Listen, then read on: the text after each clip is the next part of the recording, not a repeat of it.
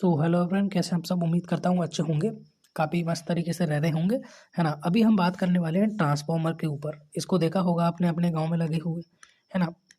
Basically मैं गांव से बिलोंग करता हूं, तो गांव का ये एग्जांपल दे रहा हूं। शहर में रह रहे होंगे तो वहां पर भी आपने इसको लगे हुए देखा होगा, जिसे कहा जाता है ट्रांसफार्मर। और ये आज का हमारा टॉपिक होने वाला है। इसका प्रिंसिपल क्या है, ये किस सिद्धांत पर कार्य कर रहा है। प्रिंसिपल मतलब वो नहीं जो आपके स्कूल का होता है, प्रिंसिपल मतलब होता है सिद्धांत। ये किस सिद्धांत पर कार्य करता है। जैसे कुछ बच्चों का सिद्धांत होता है पढ़ाई ना करना और किताब खोल के सो जाना, ठीक उसी तरीके से प्रिंसिपल सिद्धांत के सिद्धांत के ऊपर ये कार्य करता है। इसकी कार्यविधि है क्या, उसको आप हम समझने वाले हैं। सबको पता होगा कि जो भी इसकी परिभाषा होती है, डेफिनेशन होती है, वो मैं 1% नहीं आपको लिखवाता हूँ यहाँ पर। क्यों? क्योंकि यहाँ पर पूरा काम होता है आपको समझाने का। जो भी थ्योरी वगैरह पोर्शन होता है ना, जो लिखावट होती है कि ये एक ट्रांसफॉर्मर है और ये यहाँ पर प्रत्यावर्ती धारा को प्रभावित करता है, ये पूरी जो हिंदी है यहाँ पर वो आपको नोट्स के अंदर देखने को मिल जाएगी। अब नोट्स कहाँ पर मिलेंगे? नोट्स आपको टेलीग्राम पर मिल जाएंगे। सभी को पता होगा टेलीग्राम पर कोई भी चीज़ पेड नहीं होती, सब कुछ फ्री है, क्योंकि टेलीग्राम इंडिया का है, विदेश का कोई एप्लीकेशन नहीं है। और भारत वाले ऐसी चीज़ों को ज़्यादा प्रमोट करते हैं जो फ्री की हो, है ना। अपना देश महान इसीलिए कहते हैं। तो टेलीग्राम जो है, टेलीग्राम पर आपको पीडीएफ देखने को मिल जाएंगे। चैप्टर नंबर 5 की चाहिए, 6 के चाहिए, 7 की चाहिए, जिसके भी आपको नोट्स चाहिए क्लास 12 फिजिक्स के देखने को मिल जाएंगे।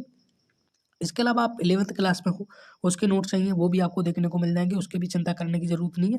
बस आपको यहाँ पर अच्छे तरीके से ध्यान देना है ट्रांसफार्मर क्या होते हैं, और पुराने जो टॉपिक हैं वो भी आएंगे। आपको बता दूं कि इस चैप्टर का जो चल रहा था हमारा चैप्टर नंबर 7, ये उसका लास्ट टॉपिक है। प्रत्यावर्ती धारा जो हमारा चल रहा था उसका ये लास्ट टॉपिक है, लास्ट टॉपिक। अच्छा, आपको याद है जो हमने फैराडे भाई साहब से मिले थे हम पिछली बार मतलब पिछले चैप्टर के अंदर फैराडे भाई साहब से मुलाकात हुई थी, और फैराडे भाई साहब ने मस्त बात बताई थी। वो ये थी कि E is equal to minus K N D phi B by D T. अब ये क्या है, अगर ये आपने पढ़ी है तो ये टॉपिक भी अच्छे तरीके से समझ में आएगा, वरना आपके 6-7 फुट ऊपर से जाने वाला है। ठीक है, अब मैं एक बार समझाने की प्रयत्न करता हूँ। अगर आपने पढ़ा है तो अच्छी बात है, नहीं पढ़ा तो उसको पढ़ लें, वरना समझ में नहीं आएगा। मेरे पास मान लीजिए 2 कुंडली हैं इस तरीके से, है ना। और इस कुंडली में मैंने धारा प्रवाहित की। अगर इस कुंडली में अगर मैं धारा प्रवाहित कर रहा हूँ और उस धारा के मान में परिवर्तन कर रहा हूँ, क्या कर रहा हूँ? परिवर्तन कर रहा हूँ। तो अगर इस धारा के मान में मैं बार बार परिवर्तन करूंगा, तो जब भी कोई कुंडली है उसमें धारा प्रवाहित होती है तो वो एक चुंबकीय क्षेत्र उत्पन्न करती है, जिसे मैग्नेटिक फील्ड कहते हैं इंग्लिश में।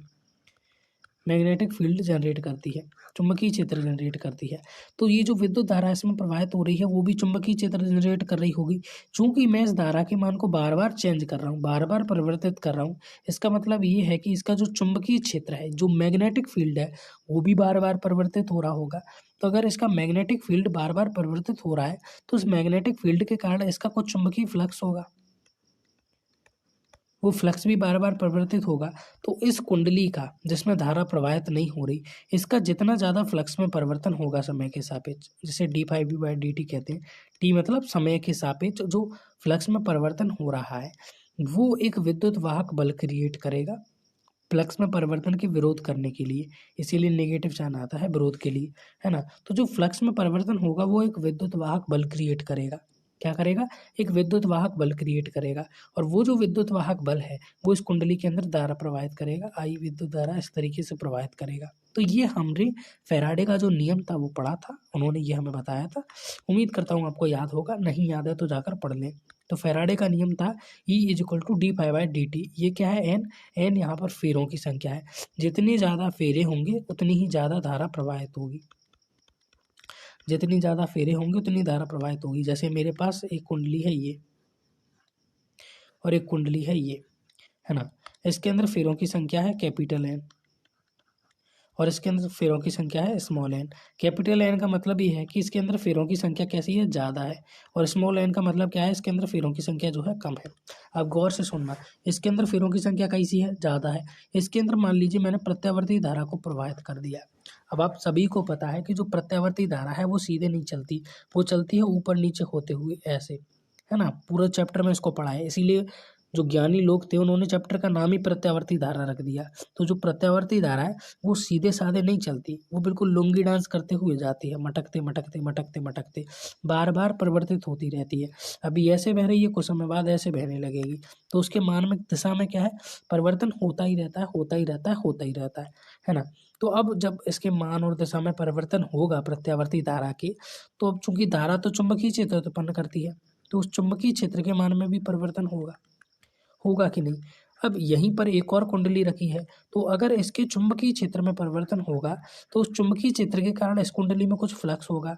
अब प्रत्यावर्ती धारा के कारण चुंबकीय क्षेत्र है और चुंबकीय क्षेत्र के कारण इसका फ्लक्स है। तो अब चूंकि विद्युत धारा लुंगी डांस करेगी तो चुंबकीय क्षेत्र भी अपना लुंगी डांस करेगा, और लुंगी डांस अगर चुंबकीय क्षेत्र करेगा तो अपना फ्लक्स भांगड़ा तो कर ही लेगा, है ना। तो यहाँ पर अगर विद्युत धारा का मान बार बार परिवर्तित हो रहा है तो सामान्य सी बात है चुंबकीय क्षेत्र का भी होगा, और चुंबकीय क्षेत्र होगा तो फ्लक्स का भी होगा, क्योंकि तीनों एक दूसरे से इंटरलिंक है ना, तीनों एक दूसरे से इंटरलिंक है। तो यहाँ पर अगर इसके मान में बार बार परिवर्तन हो रहा है तो इसके जो फ्लक्स है उसमें भी परिवर्तन होगा। और चूंकि अपन से फैराडे भाई साहब कह गए थे कि अगर फ्लक्स में परिवर्तन होगा d∅dt होगा तो उससे ई क्रिएट होगा, है ना। अगर इसमें d∅dt हो रहा है यानी चुंबकीय फ्लक्स में परिवर्तन हो रहा है समय के सापेक्ष t यानी समय के सापेक्ष, तो यहाँ पर क्या होगा, ई क्रिएट होगा। यहाँ पर नेगेटिव चिन्ह आता है दिशा विपरीत बनाने के लिए। और हाँ, ये फेरों की संख्या पर भी डिपेंड करता है। एन यहाँ पर क्या है, फेरों की संख्या। जितनी ज़्यादा फेरों की संख्या उतना ही ज़्यादा विद्युत वाहक बल क्रिएट होगा, और ये विद्युत वाहक बल ही क्या करेगा, इसके अंदर धारा प्रवाहित करेगा, इसके अंदर आई विद्युत धारा ये प्रवाहित करेगा, है ना। अब देखो, थोड़ा सा बुद्धि है तो उसका प्रयोग करना। यहाँ पर विद्युत धारा आ रही है और यहाँ पर भी विद्युत धारा प्रवाहित हो रही है। यहाँ पर विद्युत धारा क्यों हो रही है, प्रेरित, है ना, प्रेरण के कारण, है ना। इस तरीके से यहाँ पर विद्युत धारा प्रवाहित हो रही है, तो यहाँ पर क्या है, विद्युत धारा के मान में परिवर्तन हो रहा है तो इसके चुंबकीय क्षेत्र मान में भी परिवर्तन हो रहा है, और चुंबकीय क्षेत्र में परिवर्तन हो रहा है तो फ्लक्स में, इस कुंडली के फ्लक्स में भी परिवर्तन हो रहा है, और फ्लक्स में परिवर्तन के कारण इसमें विद्युत धारा बह रही है। अब मैंने आपको क्या बताया था, यहाँ पर थोड़ा सा मैं साइज को छोटा करके,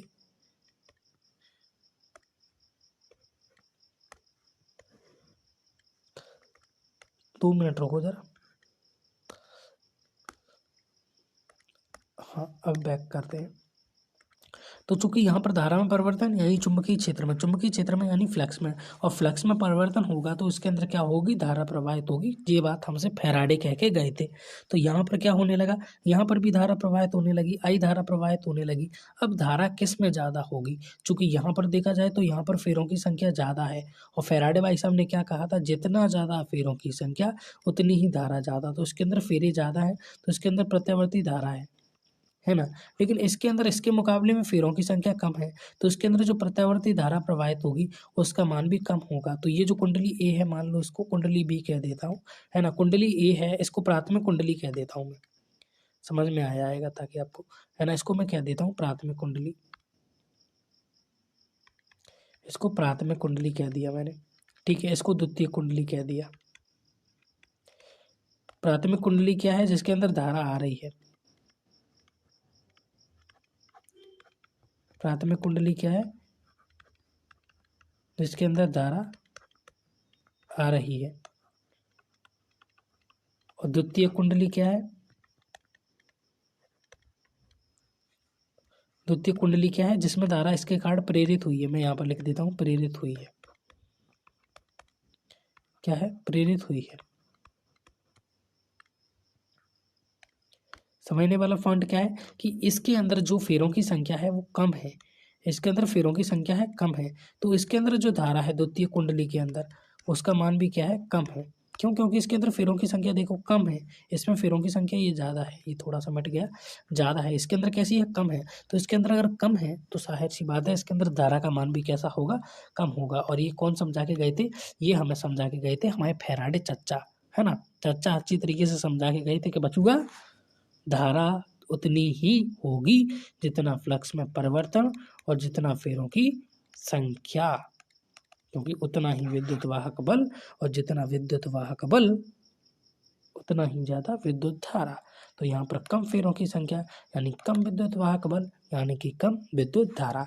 तो उम्मीद करता हूँ यहाँ तक हमारी समझ में आ गया। अब समझ में आ गया। अब इस टेक्निक का उपयोग करके हम कोई उपकरण तैयार नहीं कर सकते। कैसे? देखो यहाँ पर अपने पास धारा आ रही है, विद्युत धारा आ रही है, प्रत्यावर्ती धारा आ रही है और यहाँ पर वो धारा जा रही है। मजे की बात क्या है, इधर धारा ज़्यादा आई और इधर धारा कम चली गई, है ना। इधर धारा इसमें कैसी प्रवाहित हो रही है, कम।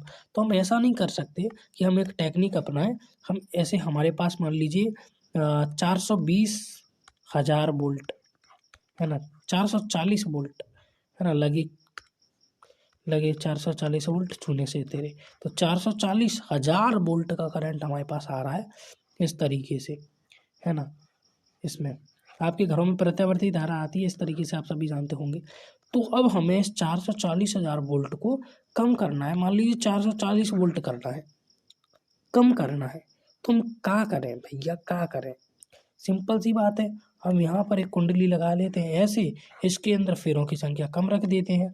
तो इसके अंदर तो धारा आ रही है 440,000 वोल्ट की, क्योंकि इसके अंदर फेरों की संख्या कम है तो इसके अंदर धारा जो प्रेरित होगी उसका मान कम होगा। कितना होगा? इसके अंदर 440,000 वोल्ट है तो इसके अंदर मान लीजिए 440 वोल्ट है। जितने कम फेरे उतनी ही कम विद्युत धारा, जितने ज़्यादा फेरे उतनी ही ज़्यादा विद्युत धारा, है ना। तो यहाँ पर फेरों की संख्या कैसी है, ज़्यादा है, तो इसके अंदर 440,000 की वोल्ट की विद्युत धारा प्रवाहित हो रही है। इसके मुकाबले इसमें तो फेरों की संख्या बहुत कम है, यानी इसके अंदर मान लीजिए विद्युत धारा 440 वोल्ट प्रवाहित हो रही है। इसको अब अपने घरों में यूज कर लो, है ना। इस तरीके से अपनी झोपड़पट्टी के अंदर इसको यूज कर लो, है ना। आपका हवेली है तो हवेली के अंदर भी यूज कर सकते हो, है ना। ओके, तो यहाँ पर समझ में, अच्छा एक और आइडिया नहीं लग सकता कि यहाँ पर देखो हमारे पास इस तरीके से है, 440 वोल्ट की धारा आ रही है ना। इस बार जो मैंने कुंडली ले ली वो इतनी बड़ी ले ली, लो इतनी बड़ी कुंडली। बस समझने की कोशिश करो क्या कैसे क्या हो रहा है, पढ़ाया जा रहा है कि मस्ती हो रही है, उसको छोड़ दो, समझने की कोशिश करो। इधर 440 वोल्ट की धारा आ रही है ना। इधर कुंडली में फेरों की संख्या कैसी है, ज़्यादा है। इधर फेरों की संख्या कैसी है, इधर कम है और इधर ज़्यादा है। तो जितनी ज़्यादा फेरों की संख्या उतनी धारा प्रवाहित होगी, ज़्यादा धारा उतनी ही ज़्यादा विद्युत धारा प्रवाहित होगी, प्रत्यावर्ती धारा। तो इधर 440 वोल्ट है तो उधर कितनी होगी, 440,000 वोल्ट।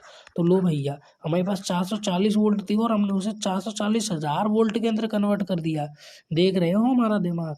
तो क्या मस्त टेक्निक है। इससे हम ऐसा उपकरण तैयार कर सकते हैं, एक ऐसा उपकरण तैयार कर सकते हैं जो धारा के मान को कम भी कर सकता है और धारा के मान को बढ़ा भी सकता है ना।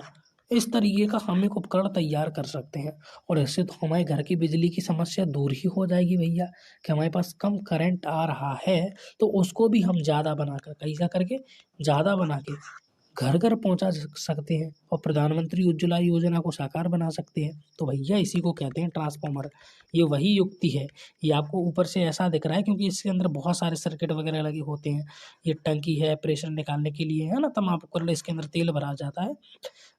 ट्रांसफार्मर को समझाना मेरा काम नहीं है, यहाँ पर चैप्टर है फिजिक्स से रिलेटेड, तो उसके अंदर जो फिजिक्स लगती है ना, उस फिजिक्स के बारे में जानकारी मैं आपको दूंगा। और इसका क्या सा मैकेनिज्म है, अगर आपको इलेक्ट्रिक वाले क्षेत्र में जाना है तो भैया इसको आप यूट्यूब पर अलग से सर्च कर सकते हो, बहुत सारे टीचर आपको समझा देंगे क्या है कैसे है। ये इसके अंदर का मैकेनिज्म है ना। इसके अंदर क्या होता है, देखो इस तरीके से ये लगी होती है, इन्हें पटलित क्रोड कहा जाता है, पटलित क्रोड, है ना। ये एक लगी है, दूसरी लगी, तीसरी लगी है, चौथी लगी है, पांचवी लगी है, छठवीं लगी है, सातवीं लगी है। इस तरीके से इनको पटलित क्रोड कहा जाता है ना। और ये नर्म लोहे की बनी होती है। क्यों होती है, क्या होती है, मैं वैसे तो आपको ज़्यादा समझा दूंगा, मैं चिंता मत करो, ठीक है। अब इसके अंदर हो क्या रहा है, देखो इस तरीके से ये एक तार आ रहा है और इससे लपेटा हुआ है इस तरीके से। फिलहाल मैं इसको इरेज कर देता हूँ, जो भी है ना। आपको दिख रहा होगा ये जो गए, तो भैया नुकसान हो गया अपना, दोबारा रिकवर करना पड़ेगा, सब कुछ गया अपना, टाटा खत्म, बाय बाय हो गया, है ना। कभी कभी होता है, अपना नसीब खराब होता है ना, ऐसा ही हो जाता है। वैसे आप सभी को ये इस बात के बारे में जानकारी होगी कि आपके एग्ज़ाम अब सर पर आ गए। पता नहीं ऐसा क्यों कहा जाता है कि एग्ज़ाम सर पर आ गए, है ना। एग्ज़ाम स्टूडेंट को देने होते हैं, सर को थोड़ी देने होते हैं। जो सर पर आ गए, स्टूडेंट पर आ गए ऐसा कहते हैं ना, तो थोड़ा बढ़िया रहता।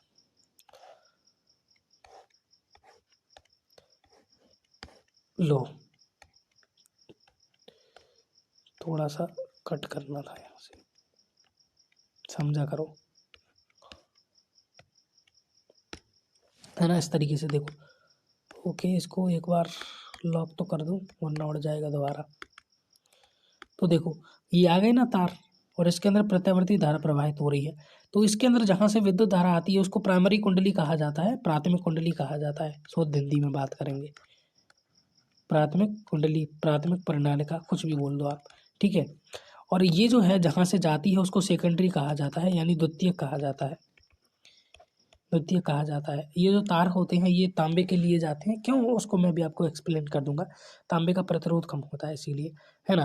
तो इसके अंदर क्या है, फ्लक्स में परिवर्तन होगा इसके कारण। इसमें अगर धारा बहेगी तो जैसा मैंने आपको समझाया था, आप स्लाइड तो बची नहीं है क्योंकि सब कुछ उड़ गया, कट गया था तो, है ना। तो इसके अंदर मान लीजिए धारा आएगी, ये इस तरीके से लपेटे हुए हैं, इसको बता देता हूँ मैं, है ना। ये लपेटे हुए हैं, इसको इधर ड्रॉ कर देता हूँ मैं, ये इस तरीके से। तो इसके अंदर प्रत्यावर्ती धारा आएगी तो वो मैग्नेटिक फील्ड जनरेट करेगी, करेगी कि नहीं। अब यहाँ पर लगी हुई अपनी एक और, इस तरीके से एक और तार लपेटा हुआ है ना। तो उसके कारण इसके फ्लक्स में परिवर्तन होगा, फ्लक्स में परिवर्तन होगा तो जाहिर सी बात है इसके अंदर भी धारा प्रवाहित होगी, है ना। अब इसके अंदर भी धारा प्रवाहित होगी। अब ट्रांसफार्मर कितने तरीके के हो सकते हैं, दो तरीके के, या तो वो धारा के मान को बढ़ाएं या धारा के मान को कम करें, कम करें।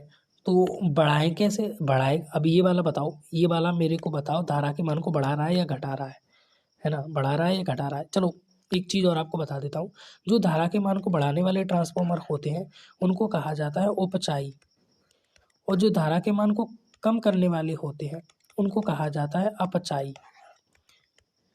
देख लो गौर से, अपचाई जो कम कर दें, अपचाई जो कम कर दें, और जो नहीं करें वो उपचाई, ठीक है। तो अब यहाँ पर बताओ ये अपचाई है या उपचाई है।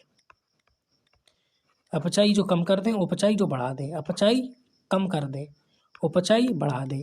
तो ये अपचाई है कि नहीं बताओ मेरे को, कम करेगा कि नहीं। अब देखो इधर फेरों की संख्या ज़्यादा दिख कैसा है और इधर अपने को कम दिख कैसा है। तो धारा में, धारा जो प्रवाहित होगी वो तो फेरों की संख्या पर डिपेंड करेगी ना। इधर अगर फेरों की संख्या कम है तो इसके अंदर धारा भी कम प्रवाहित होगी, है ना। तो इधर कितनी धारा आ रही है, इधर धारा ज़्यादा धारा आ रही है, मान लीजिए 880 वोल्ट है, मान के चलो, है ना। आंकड़े ऐसे ही बताता हूँ मैं, मतलब मन से ठोक देता हूँ जो भी है। इधर मान लीजिए 880 वोल्ट आ रही है और इधर जा रही है मान लीजिए 50 वोल्ट ही, है ना। ऐसा ही होगा ना, क्योंकि इसके अंदर फेरों की संख्या कम है। इसके अंदर ऐसा नहीं है कि 880 वोल्ट जाए या 2000 वोल्ट जाए, वो नहीं हो सकता। क्यों, क्योंकि फेरों की संख्या कम है। हाँ, फेरों की संख्या इसके अंदर ज़्यादा होती तो ऐसा हो जाता, यानी आई 880 वोल्ट और गई 50 वोल्ट। क्यों कम, क्यों गई कम, इसीलिए गई क्योंकि फेरों की संख्या कम थी। तो 880 आई और 50 गई, तो बड़ी की कम हुई। धारा का मान 880 से 50 हो गया भैया, कम हो गया। क्या हो गया, कम हो गया। तो कम होने वाला क्या होता है, उपचाई, सॉरी अपचाई, है ना। जिसमें धारा का मान कम होता हो वो क्या होता है अपना अपचाई, और जो बढ़ा दे वो क्या होता है उपचाई। ये कोई याद रखो, दूसरा वैसे ही समझ में आ जाता है। मैंने बहुत सारे देखे हैं जो इस तरीके से रट रहे होते हैं, जो धारा के मान को कम करे वो अपचाई, बढ़ाए दे उपचाई, फिर मन में कन्फ्यूजन आता है, अपचाई अपचाई क्या था, उपचाई क्या था। इस तरीके से याद नहीं करना, आपको पता है दूसरा उपचाई है और पहला अपचाई है। आपको बस इतना याद रखना है, जो धारा के मान को कम कर दे वो अपचाई है। अब ओटी विकल्प, है ना, किस तरीके से प्रश्न आ गया, अगर कम कर रहा है तो अपचाई है, नहीं कर रहा तो वो दूसरा उपचाई होगा ही। उसको बार बार पढ़ने से दिक्कत ये होती है कि मन में क्या हो जाता है, हलवा बन जाता है। अब हलवा बन गया तो उसमें से शक्कर कैसे निकालोगे फिर, है ना।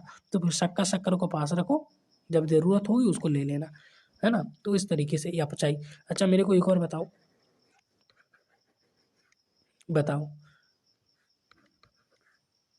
इसमें आ रही है धारा, इधर से आ रही है धारा, इधर से जा रही है धारा, है ना। बताओ मेरे को, अरे भैया ये भी अपचाई है, तो मैं मामू बना रहा हूँ मैं, क्योंकि धारा तो इधर से ही आ रही है ना, धारा इसमें जा रही है। सही बता दिया तो भैया हम मामू बन के, आपने पकड़ लिया, ठीक है। अच्छा मेरे को ये बताओ, ये किस में धारा ज़्यादा प्रभावित होगी, इस इधर से धारा आ रही है, सॉरी थोड़ा सा गलती हो गई, फेरों की संख्या इसमें ज़्यादा है और इसमें फेरों की संख्या जो है कम है। फेरों की संख्या इसमें जो है कम है, इसमें ज़्यादा है। इधर से धारा आ रही है। अब बताइए उपचाई है अपचाई। अब बोलोगे यार इसमें फेरों की संख्या तो ज़्यादा है, फेरों की संख्या कैसी है, ज़्यादा है। तो अगर इसमें फेरों की संख्या ज़्यादा है तो धारा का मान भी ज़्यादा। तो इधर कम धारा आ रही है, इधर ज़्यादा आ रही है, इसका मतलब क्या है, उपचाई है। क्यों? क्योंकि अपचाई होता तो धारा के मान में कमी आती, है ना, अपचाई होता तो कमी आती, लेकिन नहीं आ रही, तो ये कौन सा हो गया, ये हो गया अपना उपचाई। ऐसे आपको याद रख लेना है ना। यहाँ पर ये अपचाई ही क्यों रहा, ये उपचाई क्यों नहीं हुआ, क्योंकि धारा इधर से आ रही है, तो जाने वाली धारा का मान कैसा है, धारा का मान कम ही है, तो ये अपचाई है, उपचाई नहीं होगा, है ना। उम्मीद करता हूँ ये जो कॉन्सेप्ट है ये आपकी समझ में आ गया होगा कि ट्रांसफार्मर में किस तरीके से किस टेक्निक का यूज होता है ना। अब यहाँ पर थोड़ा सा समझने वाली बात है, वो ये है कि मान लीजिए हमारे पास इस तरीके से ये कुंडली है ना, लपेटी हुई है। दूसरी ये रही, इसके अंदर फेरों की संख्या को मैं कैपिटल एन मान के चल रहा हूँ, और इसके अंदर जो फेरों की संख्या है वो स्मॉल एन मान के चल रहा हूँ, है ना। इसको प्राथमिक कुंडली कहा जाता है, इसको द्वितीय कुंडली कहा जाता है। ओके। और इसके अंदर जो इसको मान लीजिए N1 मान के चल रहा हूँ, उसको N2 मान के चल रहा हूँ, N1 N2 सही रहेगा, ठीक है, N1 N2। और यहाँ पर जो विद्युत वाहक बल है वो मान लीजिए E1 है, और यहाँ पर जो विद्युत वाहक बल है वो कितना है, E2 है। अब धारा का मान ज्ञात करने का सूत्र क्या होता है, E1 is equal to minus K N D phi B by D T, होगा कि नहीं। और यहाँ पर भी देख लीजिए E2 इज इक्वल टू क्या होगा, N2 d phi B by D T, होगा कि नहीं। यहाँ तक तो आपको कोई दिक्कत होनी ही नहीं चाहिए, ये फैराडे का लॉ है, E is equal to minus K N D phi B by D T, D phi by D T, जो कि मैं आपको स्टार्टिंग से ही बताता आ रहा हूँ, है ना। वो स्लाइड लेट होगी वरना शुरू में ही बता देता है। E is equal to minus K D phi by D T, है ना। अब इसका E कितना है, E2 है, और इसके लिए N क्या है, N2 है। तो इसके लिए क्या होगा, ये द्वितीय कुंडली के लिए अपने पास, है ना, E की जगह पर आएगा E2 बराबर, माइनस लगाया तो माइनस, N की जगह पर क्या है, N2 है यहाँ पर, तो N2 और डी फाई बी बटा डी टी, वही मैंने यहाँ पर लिखा है। इसको समीकरण एक नाम दे देता हूँ, ये दो नाम दे देता हूँ, दो सही रहेगा। हाँ, E2 बराबर माइनस के N2 डी फाई बी बटा डी टी, E2 बराबर माइनस के N2 d phi by D t. देख रहा है विनोद, ये किस तरीके से आया, है ना। और यहाँ पर देखो E की जगह पर यहाँ पर आएगा E1 बराबर माइनस के N की जगह पर आएगा N1, क्योंकि इसके लिए E E1 है, N N1 है, बराबर d phi by D t. N फेरों की संख्या और E1 विद्युत वाहक बल, है ना। तो इसके लिए E1 बराबर माइनस के N1 d phi by d phi B बटा डी टी, ये समीकरण एक है। अच्छा, समीकरण एक और दो को मैं आपस में डिवाइड कर दूं तो, लो मैंने डिवाइड कर दिया, डिवाइड किया तो क्या होगा, तो लड़ाई होगी, d phi B by D t एक दूसरे को मार देंगे, एक दूसरे का कत्ल कर देंगे।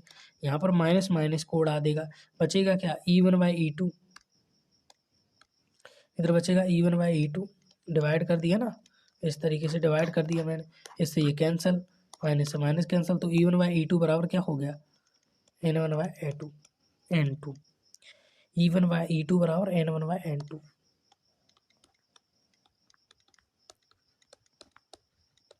और जो डेफिनेट परिभाषा वगैरह है ना, जो थ्योरी वगैरह है, वो आपको नोट्स में देखने को मिल जाएगी। ये है ट्रांसफार्मर का बेसिक सा सिद्धांत, है ना। अब यहाँ पर मान लीजिए E1 ज़्यादा है, E1 कब ज़्यादा होगा, जब यहाँ पर N1 ज़्यादा होगा। कैसे, देखो इसको मैं थोड़ा सा और सॉल्व करता हूँ। E1 है, N2 का इधर पश्चांतर कर देता हूँ तो N2 का मल्टीप्लाई इधर हो जाएगा। ये E2 है, इसका मल्टीप्लाई इधर कर देता हूँ तो ये हो जाएगा इधर। तो E1 इंटू क्या हो गया इधर N2, और यहाँ पर E2 इज इक्वल टू क्या हो, E2 इंटू क्या हो गया N1, है ना। तो देखो इसका मल्टीप्लाई इधर कर दिया और इसका मल्टीप्लाई इधर कर दिया, बराबर होता है तो इस तरीके से मल्टीप्लाई हो जाता है ना। उम्मीद करता हूँ आपको इतना तो पता होगा, इतनी बेसिक सी चीज़ तो आपको आती होगी, है ना। क्यों हो जाता है ये कभी बाद में समय मिलेगा तो बता दूंगा, इसके पीछे भी रीजन होता है, कुछ भी मैथ में ऐसे ही नहीं हो जाता, हर चीज़ के पीछे लॉजिक होता है ना। तो E1 इंटू N2 बराबर हो गया N1 इंटू N2। अब E1 की वैल्यू मान लीजिए 2 है, N2 की वैल्यू मान लीजिए 4 है, और यहाँ पर N1 की वैल्यू मान लीजिए 4 है, और यहाँ पर E2 की वैल्यू मान लीजिए 2 है। तो E1 की वैल्यू कितनी मान ली, 2, N2 की वैल्यू कितनी मान ली, 4, यहाँ पर N1 की वैल्यू कितनी मान ली, 4, और यहाँ पर E2 की वैल्यू कितनी मान ली, 2। तो 4 दूनी कितने हो गए, 8, और इधर भी 4 दूनी कितने हो गए, 8, इधर भी 4 दूनी कितने हो गए, 8 हो गए, और इधर भी 4 दूनी कितने हो गए, 8 हो गए। अब मान लीजिए ये जो E1 है, ये जो E1 है इसको मैंने बढ़ा दिया 2 से, है ना। E1 है, इसको अगर मैंने बढ़ा दिया 2 से, तो इधर मुझे को N1 को भी तो 2 से बढ़ाना पड़ेगा, वरना इक्वेशन बराबर नहीं होगी। कैसे? E1 इंटू N2 बराबर है N1 इंटू E2, है ना। E1 क्या है? 2 गुणे 4, और N1 क्या है? N1 इंटू E2 क्या है? 4 गुणे 2, है कि नहीं। अब देखो यहाँ पर ये जो E1 था, इसमें मैंने 2 का मल्टीप्लाई कर दिया, यानी इसको 2 गुना बढ़ा दिया। तो अब इसके लिए मेरे को जो N1 है, इसको भी 2 गुना करना पड़ेगा, तभी बराबर आएगा। देखो 4 दूनी 8 और 8 दूनी 16, है ना। 4 दूनी 8 और 8 दूनी 16, है ना। अगर मान लीजिए मैंने इधर इधर 2 गुना कर दिया, E1 को 2 गुना कर दिया और इसको 2 गुना नहीं किया, तो देखो 4 दूनी 8 और 8 दूनी 16, 4 दूनी 8, तो ये बराबर होंगे ही नहीं, यानी इक्वेशन गलत हो जाएगी। तो अगर मैं E1 को 2 गुना बढ़ाता हूँ तो N1 ऑटोमेटिकली 2 गुना बढ़ जाता है। अब बोलोगे यार E2 क्यों नहीं बढ़ेगा? क्योंकि E2 जो है ये दूसरी कुंडली का है, ये दूसरी कुंडली का है। इसके विद्युत वाहक बल से इसके विद्युत वाहक बल पर कोई असर नहीं पड़ेगा, यानी इसके विद्युत वाहक बल पर जो असर पड़ेगा, यानी इसका विद्युत वाहक बल E1 है, इस पर जो असर पड़ेगा वो इसी के फेरों की संख्या के कारण होगा, और इस E2 पर जो असर पड़ेगा वो इसकी फेरों की संख्या के कारण होगा, है ना। ज़्यादा कन्फ्यूजन क्रिएट मत करो, अगर ये समझ में नहीं आई तो कोई दिक्कत वाली बात नहीं है। यहाँ पर इतना याद रखो, E1 बटा E2 बराबर N1 बटा E2, E1 बटा E2 बराबर N1 बटा N2, इतना याद रखो बस, है ना। ऊपर E1 है, ऊपर N1 है, यानी कि N1 को बढ़ाया तो E1 भी बढ़ेगा, और N1 को घटाया तो E1 भी घटेगा, क्योंकि दोनों ऊपर ऊपर हैं, दोनों दोनों एक दूसरे के भाई भाई हैं, रिश्तेदार हैं, है ना। इतना मैथ तो आपको आता होगा, है ना। तो अगर N1 बढ़ा तो क्या होगा? E1 भी बढ़ेगा, और N2 बढ़ा अपना, तो यहाँ पर अपना E2 भी बढ़ेगा, ठीक है, क्योंकि N2 भी नीचे E2 भी नीचे, तो ये इसके दोनों लिए इनकी अपनी लव आपको स्टोरी हवाई है, जहाज मोड बंद करना होगा। और इनकी लव स्टोरी अपने ऊपर ऊपर चलेगी और इनकी नीचे नीचे चलेगी। तो N1 बढ़ा है तो E1 बढ़ा, N2 बढ़ा है तो E2 बढ़ा। सिंपल सी बात है, उम्मीद करता हूँ यहाँ तक समझ में आ गया होगा। तो ये बेसिक सा जो है काम होता है ट्रांसफार्मर का। अब थोड़ा आपके दिमाग से आउट जा रहा होगा, उसको भी मैच कर लेता हूँ। आप बोलोगे कि ट्रांसफार्मर धारा के मान को बढ़ाते भी हैं। देखो एक्चुअली में क्या होता है, जब आपकी लाइट बनती है तो उस एरिया को पावर हाउस कहा जाता है ना। उस एरिया को क्या कहा जाता है? पावर हाउस कहा जाता है। कैसे बनती है? जैसे पवन चक्कियों से भी लाइट का उत्पादन होता है ना।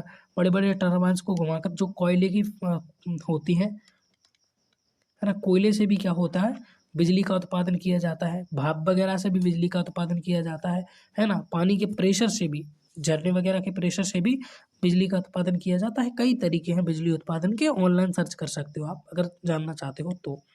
तो कुल मिलाकर वहाँ पर मान लीजिए पावर हाउस बना हुआ है एक, वहाँ पर बिजली का उत्पादन हो रहा है ना। तो उससे क्या होता है, जो आपकी बड़े बड़े ट्रांसफार्मर होते हैं वहाँ पर धारा आती है ना। आपने देखा होगा कहीं पर बहुत ज़्यादा ट्रांसफार्मर लगे हैं, ट्रांसफार्मर ही ट्रांसफार्मर, है ना। तो वहाँ पर क्या होती है? लाइट आती है। क्या आती है? वहाँ पर जो है लाइट आती है। तो जो पावर हाउस से जो बिजली जनरेट होती है उसका मान जो होता है कम होता है। लेकिन जैसे ही ये ट्रांसफार्मर्स के अंदर आई, ट्रांसफार्मर के अंदर आई, T1 नाम दे देता हूँ इसके अंदर ये आती है, इसका मान क्या होता है? ये ट्रांसफार्मर बढ़ा देता है। उसके बाद इन ट्रांसफार्मर से ये लाइट आती है आपके गांव में जो ट्रांसफार्मर लगे हैं, आपके शहरों में जो ट्रांसफार्मर लगे हैं वहाँ तक, है ना। और वो क्या करते हैं? इस ज़्यादा बिजली के मान को कम कर देते हैं। अब थोड़ा सा दोबारा समझाने की कोशिश करता हूँ मैं एक मैप बनाकर। देखो ये क्या है? पावर हाउस है। इससे जो बिजली का उत्पादन हुआ वो कम है, और हमें जलानी है पूरे शहर की लाइट या पूरे गांव की लाइट, है ना। पूरे एरिया की लाइट जलानी है, पूरे ज़िले की लाइट जलानी है, ऐसे हमें लाइट जलानी है। मान लीजिए एक बड़े शहर की लाइट जलानी है हमें, लेकिन पावर हाउस से जो बिजली उत्पादन हुआ है वो कम है, तो ये जाएगी ट्रांसफार्मर के पास। कहाँ पर जाती है? सबसे पहले जाती है ट्रांसफार्मर के पास। तो ट्रांसफार्मर एक सीरियल आता था ट्रांसफार्मर्स जिसे बोलते हैं। इसके अंदर बम्बल बी और बहुत सारे कार्टून रहते थे, कार्टून नहीं ऐसे फिल्म ही बनी है ट्रांसफार्मर्स उनके ऊपर, है ना। और ऑप्टिमस प्राइम उनका जो किंग रहता था, मेरे को काफ़ी ज़्यादा पसंद था। तो मुँह से अब ट्रांसफार्मर निकलता ही नहीं है, डायरेक्ट ट्रांसफार्मर्स निकलता है। वो ट्रांसफार्मर रोबोट वगैरह का होते थे, कभी समय मिला तो देख लेना, है ना। अभी तो अपनी पढ़ाई पर ध्यान दीजिए, एग्जाम नज़दीक है, सर पर नहीं है वो स्टूडेंट पर है, ठीक है। तो अब यहाँ पर कम लाइट है, वो ट्रांसफार्मर के पास आई, है ना। तो ट्रांसफार्मर के पास जब कम लाइट आई तो इसने लाइट का मान क्या कर दिया? ज़्यादा कर दिया, और ज़्यादा कर दिया, और इस मान लीजिए इसको T2 बोल दिया।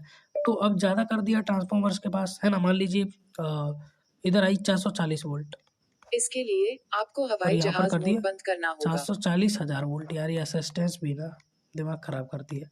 तो 440 वोल्ट इधर थी, 440,000 कर दिया इन्होंने, है ना, इस तरीके से। अब इतनी लाइट आपके घरों में पहुंची तो बॉम्ब ब्लास्ट नहीं हो जाएगा, है ना, आतंकवादी गतिविधियां नहीं हो जाएगी। तो उसे रोकने के लिए कि आपके टीवी और जो बल्ब वगैरह हैं वो दिवाली ना मना दे आपके घर, उसे रोकने के लिए ज़रूरी है कि आपके घरों में जो लाइट जाए उसका मान कम हो। तो उसके लिए लगे होते हैं ये ट्रांसफार्मर। तो ये क्या करते हैं, इस धारा के मान को कम कर देते हैं और वितरित करते हैं फिर आपके एरिया में, जहाँ जहाँ आपके अड़ोस पड़ोस में सब में जो लाइट आती है वो आती है इस तरीके से, है ना। तो शुरुआत में आपने ट्रांसफार्मर देख ही लिया होगा किस तरीके से होता है, किस सिद्धांत पर कार्य करता है। और हाँ, जो मैंने आपको तांबे के तार के बारे में बताया था ना, तांबे का तार क्यों इस्तेमाल किया जाता है, इसीलिए क्योंकि ओम का नियम आपने V=IR पढ़ा ही होगा, पढ़ा है कि नहीं, है ना। V=IR यानी आई जो है यहाँ पर धारा प्रवाहित हो रही है, तो जाहिर सी बात है वहाँ पर जिस चीज़ के अंदर धारा प्रवाहित हो रही है उसका कोई ना कोई प्रतिरोध भी होगा। और प्रतिरोध क्या होती है, धारा के मार्ग में रुकावट होती है। तो जहाँ पर धारा प्रवाहित हो रही है उसका प्रतिरोध ज़्यादा है, तो वहाँ पर धारा ऊष्मा का क्षय होता है। ऊष्मा आपने देखा होगा कि कहीं किसी तार है उसके अंदर धारा प्रवाहित हो रही है, अब वो तार थोड़ा सा वैसा है ना, उसका प्रतिरोध ज़्यादा है ना, कुछ ज़्यादा ही पतला तार है, तो ज़्यादा पतला तार रहेगा तो उसका प्रतिरोध ज़्यादा रहेगा। अब उसके अंदर विद्युत धारा ज़्यादा प्रवाहित हो रही है, तार पतला है, उसका प्रतिरोध ज़्यादा है ना, पतले तार का प्रतिरोध ज़्यादा रहता है और उसमें बहुत ज़्यादा विद्युत धारा प्रवाहित हो रही है, तो वहाँ पर आग लग जाएगी, है ना, वहाँ पर आग लग जाएगी। क्यों? क्योंकि वो रुकावट कर रहा है और धारा को जाने के लिए सरल मार्ग चाहिए, है ना। तो वहाँ पर आपने देखा होगा कहीं पर तार वगैरह जहाँ पर इलेक्ट्रिक काम ज़्यादा चलता है ना, बिजली वगैरह का काम ज़्यादा चलता है किसी मशीन वगैरह के अंदर, तो वो गर्म हो जाती है। गर्म क्यों होती है? क्योंकि वहाँ पर जिस भी चीज़ के अंदर वो धारा प्रवाहित हो रही है, वहाँ उसका जो प्रतिरोध है वो धारा के मार्ग में रुकावट कर रहा है और उस ऊष्मा का वहाँ पर क्षय हो रहा है ना। तो ठीक उसी तरीके से ट्रांसफार्मर के तारों में होता है जब धारा प्रवाहित होती है। तो अब देखो यहाँ पर ये जो लैमिनेटेड कोड है इसको पटलित कोड कहा जाता है ना। ये आपको इस तरीके से लोहे की नहीं बनाई जाती, ये यहाँ पर दिख रहे होंगे तो ये पतली पतली है, इस तरीके से लगाई जाती है, बिल्कुल पतली पतली करके इनको लगाया जाता है नरम लोहे की क्रोड को। क्यों? क्योंकि इसके अंदर जो है भंवर धाराएं उत्पन्न होती हैं, जिसमें क्या होती है, ऊष्मा हानि होती है, नरम लोहे की क्रोड होती है ना। तो इसके अंदर क्या होती है, ऊष्मा की हानि होती है। तो ऊष्मा की हानि कम से कम हो, इसीलिए यहाँ पर क्या लगाई जाती है, पटलित क्रोड लगाई जाती है, जिनका प्रतिरोध कम होता है। जैसे क्या होती है, इसके अंदर जो भंवर धारा है वो कम उत्पन्न हो पाती है, ज़्यादा उत्पन्न नहीं होती। भंवर धारा अभी आपने पढ़ी नहीं है, अभी नाम सुनोगे तो दिमाग का कचरा होगा, इसीलिए फालतू की टेंशन मत लो। बस इतना याद रखो कि ये जो तार है ये तांबे वगैरह के इस्तेमाल किए जाते हैं, क्योंकि उनका जो प्रतिरोध है कम होता है ना, उनका जो प्रतिरोध है वो कम होता है। तो उनका प्रतिरोध कम होगा, फलस्वरूप क्या होगा, ऊष्मा की हानि कम होगी, ऊष्मा की हानि कम होगी।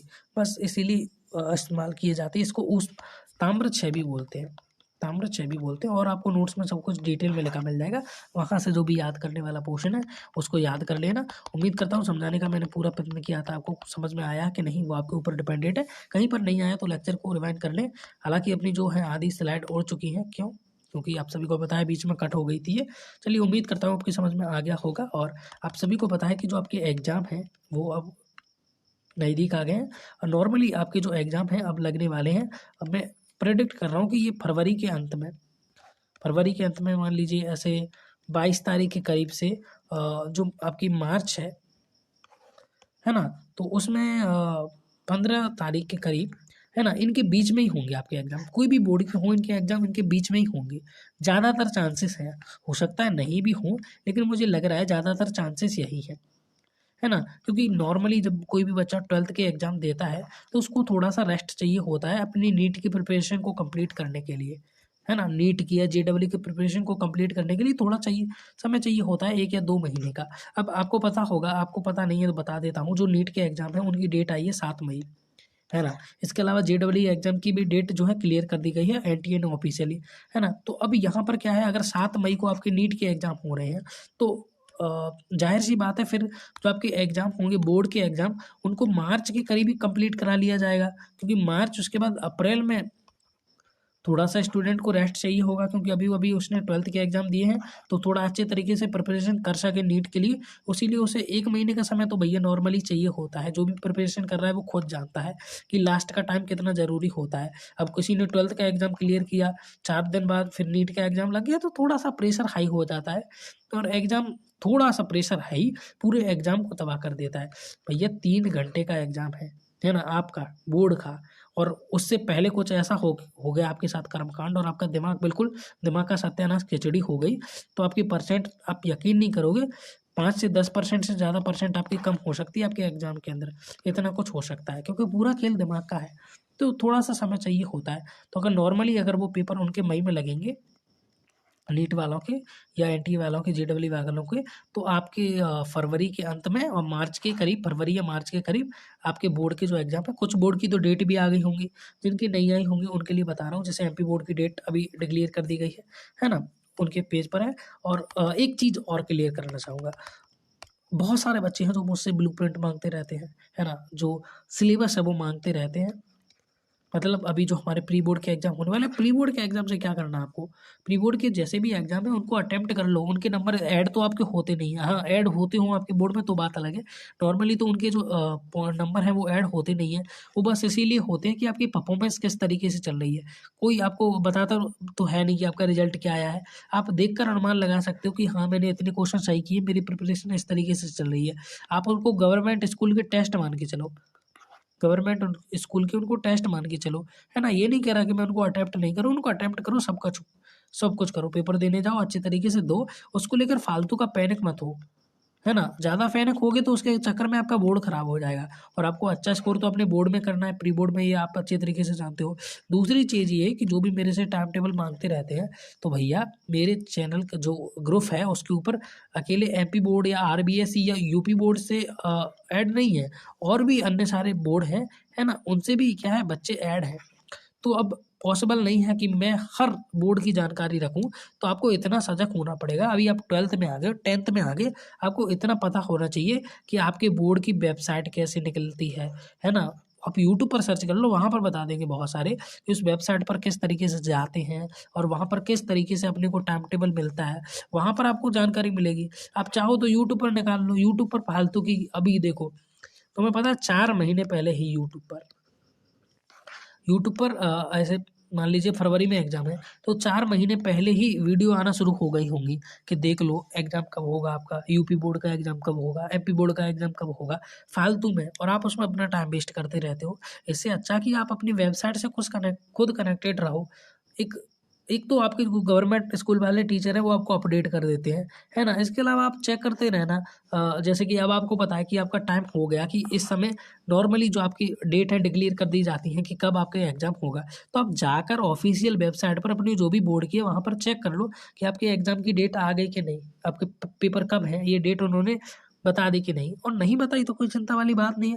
फालतू में लेकर परेशान क्यों होना, दूसरे के ऊपर डिपेंडेंट कब तक रहोगे। अब मैं बोल रहा हूँ ना, मेरे 5 6 7 8 बोर्ड हैं, मैं किस बोर्ड की जानकारी आपको देता फिरूँगा।